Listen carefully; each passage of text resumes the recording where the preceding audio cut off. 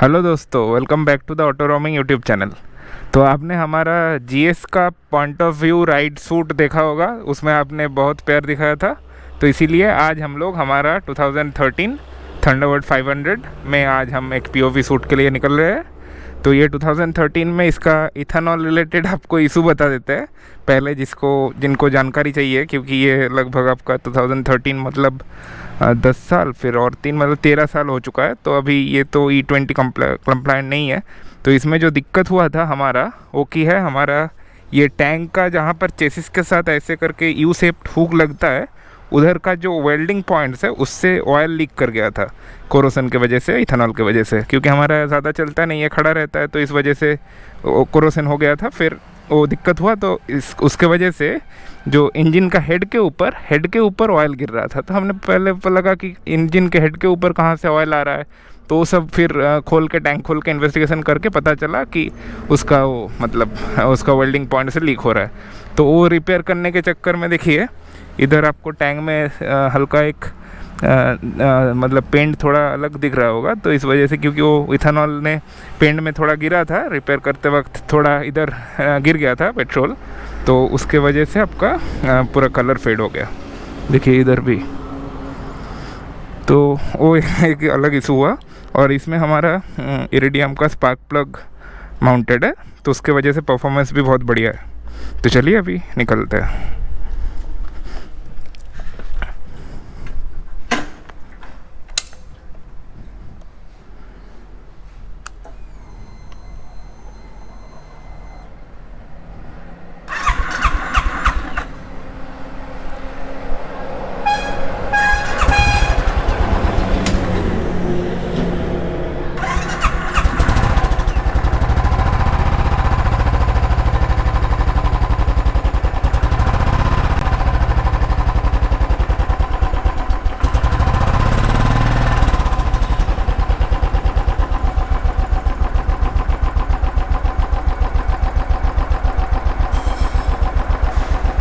अभी 6-7 दिन स्टार्ट नहीं हुआ था, इसीलिए स्टार्ट होने में टाइम लगा, तो इसीलिए चोक करके थोड़ा रखना पड़ा। और हमारा टोटल किलोमीटर भी आपको दिखा देता है, 13 साल में कितना किलोमीटर चला है। 13 साल में हमारा 27,871 किलोमीटर चला है। चलिए अभी स्टार्ट करते हैं।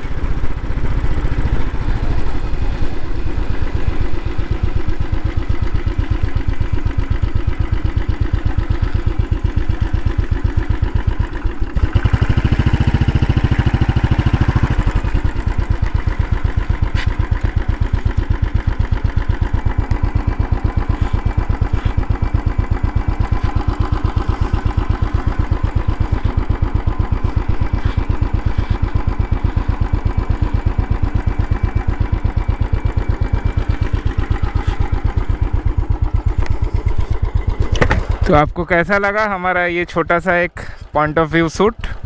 पूरा आपको रॉ आवाज़, रॉ सब कुछ ऑडियो आपको मिलेगा। तो आपको कैसा लगा आप कमेंट में ज़रूर बताइएगा, और अगर आपको अच्छा लगा है तो आप इस वीडियो को लाइक कर सकते हैं, अपने दोस्तों के साथ शेयर कर सकते हैं। और ऐसे और भी पॉइंट ऑफ व्यू शूट अगर आपको किसी और व्हीकल का देखना है तो आप हमको कमेंट में ज़रूर बता सकते हैं, उसका भी हम ज़रूर से ट्राई करेंगे। Thanks for watching, bye bye.